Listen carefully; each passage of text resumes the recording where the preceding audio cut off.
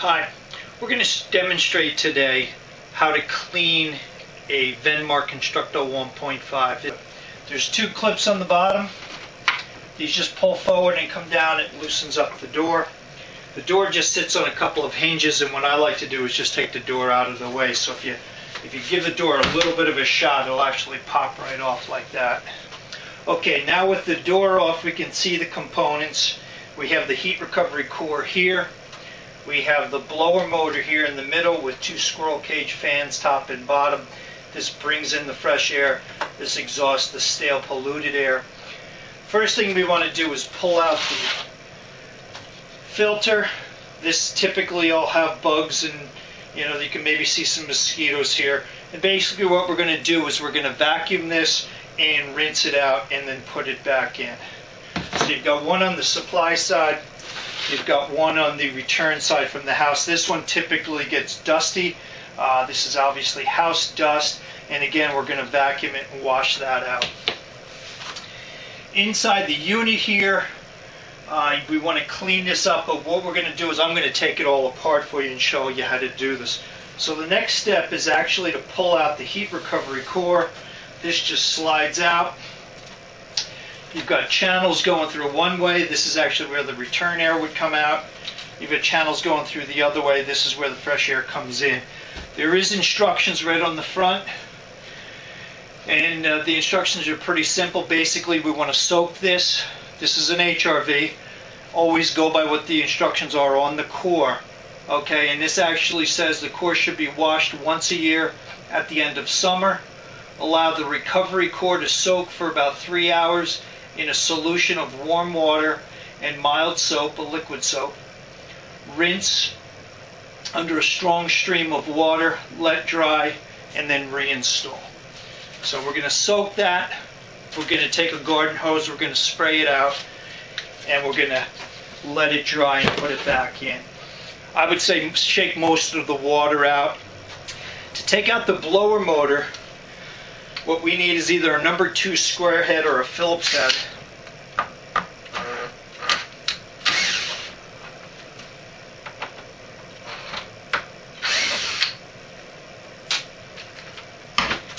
Okay, and the other thing we need to disconnect is back here, there's a link.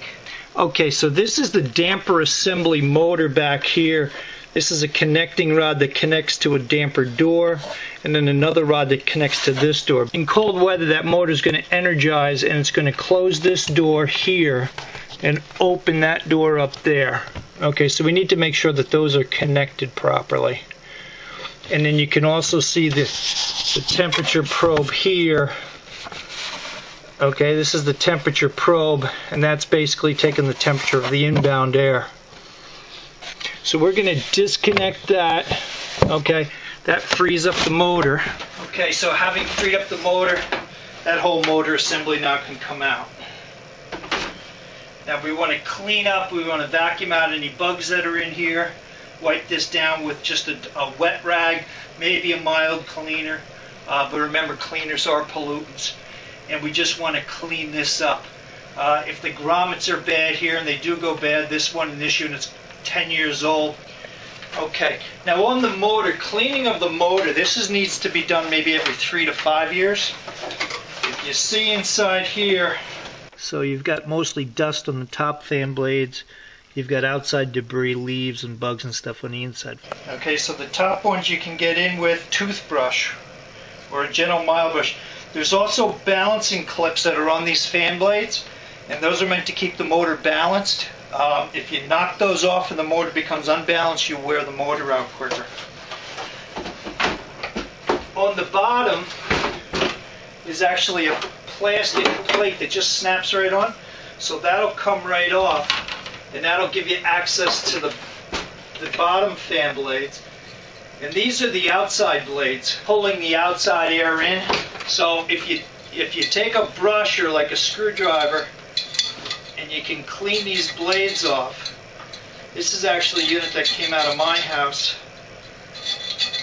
and I happen to have an area where the wood swirls where my pickup is, and it tends to pick up a lot of dirt running around the back of my house. So as we scrape these out, and I'm not doing the best job right now, but this is the idea. You can see the amount of dirt that'll come off of those blades, 32 blades. And you can see, oh, maybe you can't see, but a lot of this is moths and different insects that have just gotten trapped on the fan blades. Okay, so you clean those all off, and that'll clean the motor out. That's probably every 3 to 5 years. All depends upon how dirty the air is you're picking up. So this plastic plate will snap back in place.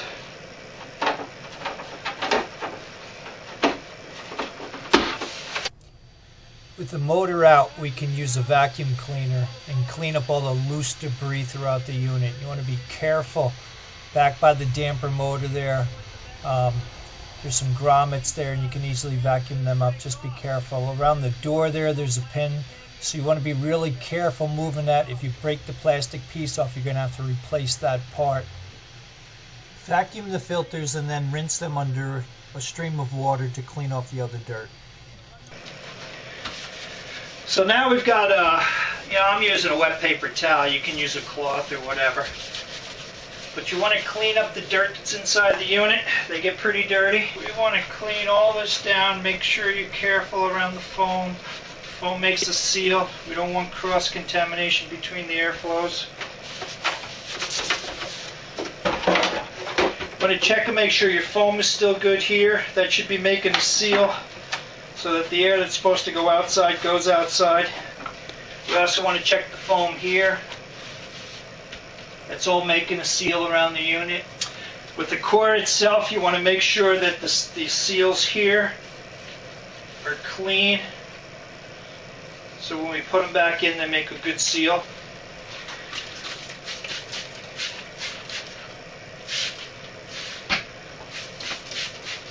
So I usually take a little light cleaner, but again, because a cleaner can have pollutants in it, I think we need to be very careful on what we use, especially based upon the people we have in the house. If we have somebody with allergies, asthma, some type of an allergic situation, we want to be really careful. Certainly water alone, or something mild, maybe vinegar, something that's not going to put some man-made chemicals or even natural chemicals into the air, may not be the best choice. So they do use silicone in the factory, and you can see over time, I don't know if you can see this in here, but it gets dirty, and it's almost got like a greasy feel at it. We want to clean that. Again, we don't want to, certainly pollutants created inside our house that we need to get rid of, but our mechanicals need to keep clean, because if something's developing in our mechanicals, that also can create a problem. Certainly if you got air conditioning and you have moisture that's present potentially in that system all the time, we have to be really careful on how to keep it clean. We don't want our mechanicals adding to an indoor air quality problem. We want our mechanicals being a part of the solution, potentially a big part of the solution. Okay, over on this side there's a couple of damper arms, and they control the damper on the inside. I don't know if you can see that. So that's a little arm there, and basically what these do, these are dampers. This is how we control the airflow. And my experience is many of these have not been set properly. The units haven't been balanced. If they have been, usually there'll be a screw in here holding them in place. Of course, you're going to have ductwork connected here. Sometimes these are even hidden.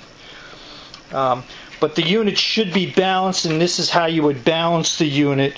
And if when you're all done, these are loose and they've moved, we can't make any assumptions of what is a balanced position. Really, the only way to do that is using a magnehelic gauge. But basically what we're trying to do is balance air going inside and outside.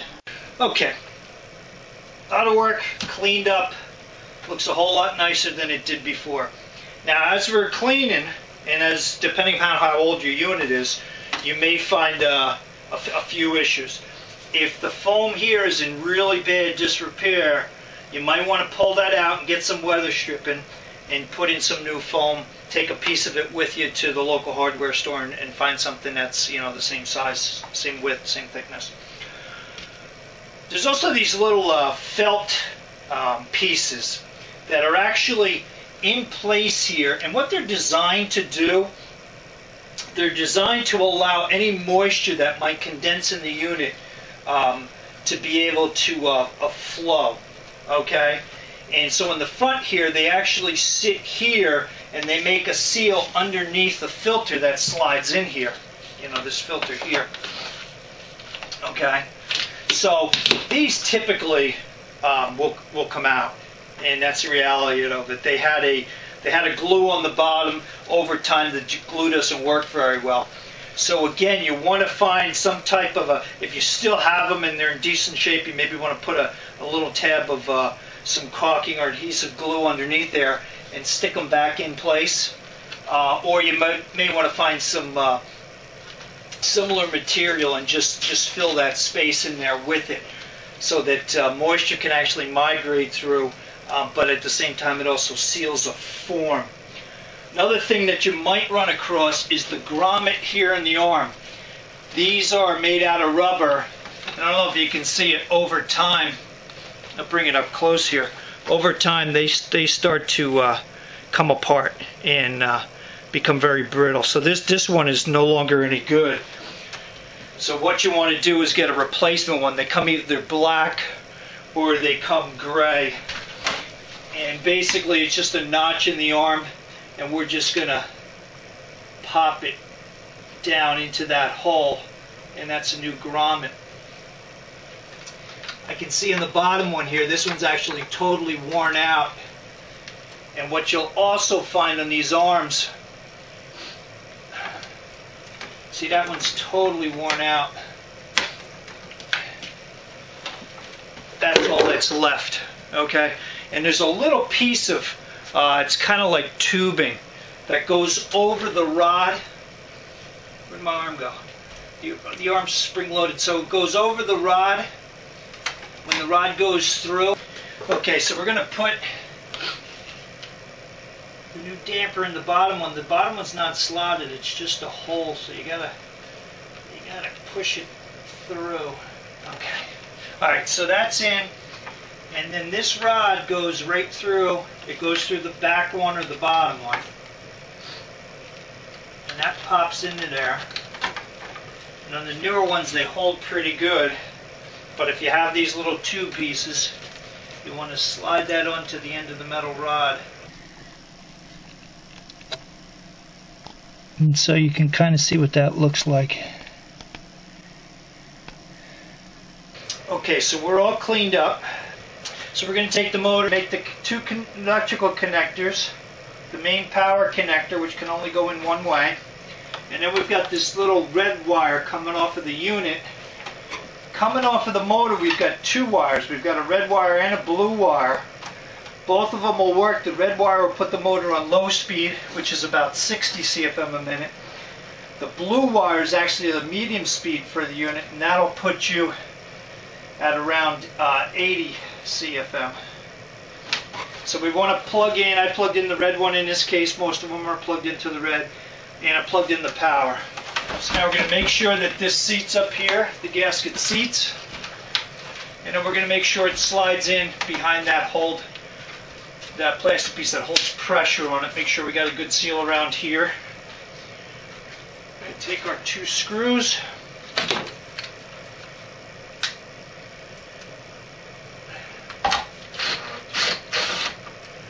Just tighten those right down. We got to connect the damper arm in the back. That goes through the new grommet. Okay, and we'll take one of those rubber hose pieces. Okay, so we got that in. Make sure everything swings nice and freely. Okay, make sure that this door isn't loose. If this is loose and this falls out, it means you need a new door. The tab's broken off. Make sure your thermistor is in place. This takes your temperature. And at this point, we may want to test and make sure that the damper arm is working. So with power applied, we have this on low speed. If we hold the safety switch in, this motor, you can hear some clicking in the motor. We should get a cycling of that arm, and it should want to cycle up. So see the arm moving back there, and it's pushing the door closed? Doesn't need to push it all the way closed, it's just a test.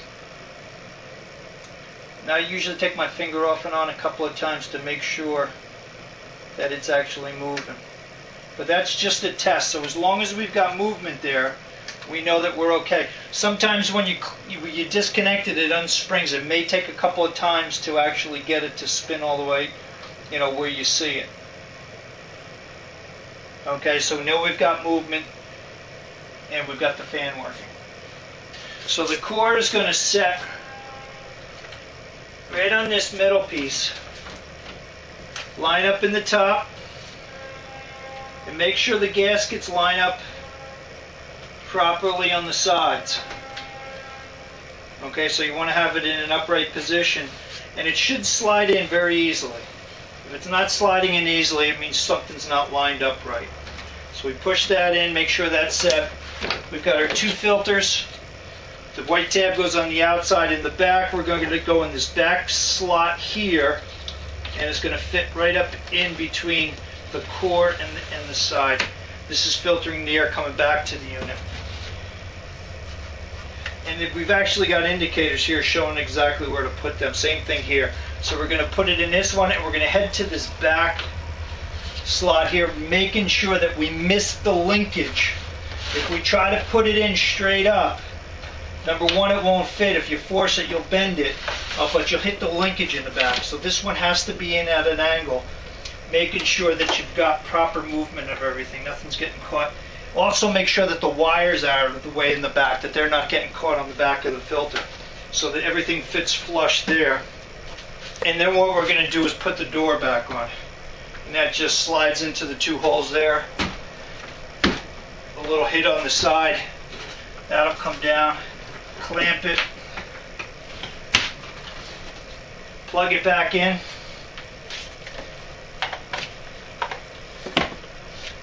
Listen for the motor to go through its testing cycle.